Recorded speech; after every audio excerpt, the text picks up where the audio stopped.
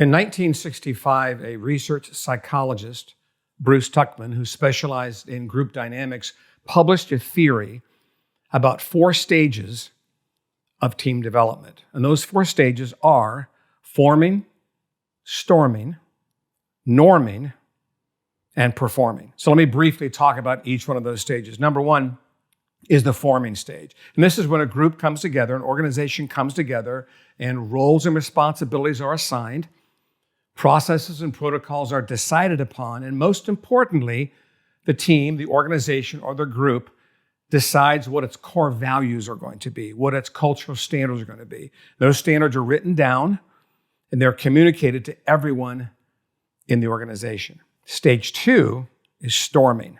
The storming stage is the stage you have to fight for the culture that you want. And this is a vitally important part of developing a high-performance culture, a high-performance organization, because it's a struggle sometimes to actually follow the standards that were initially formed. Building culture is difficult, and there's a struggle often behind the scenes for the actual standards that people are going to follow. And so if you want to build a great culture, it's going to be messy, it's going to be difficult, there's going to be some battles, there's going to be some uncomfortable conversations. Stage number 3 is norming.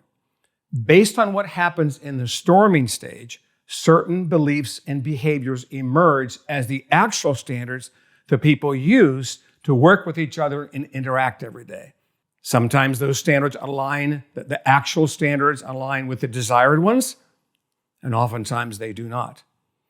And so there is a stage at which those standards that actually are formed are the ones that determine how the organization interacts with each other, which obviously produces stage number 4, which is performing.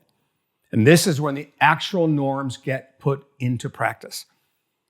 It's very important. Organizations will not perform any higher than their norms. It is not uncommon for organizations and teams to get anchored at norms that are inconsistent with their desired norms.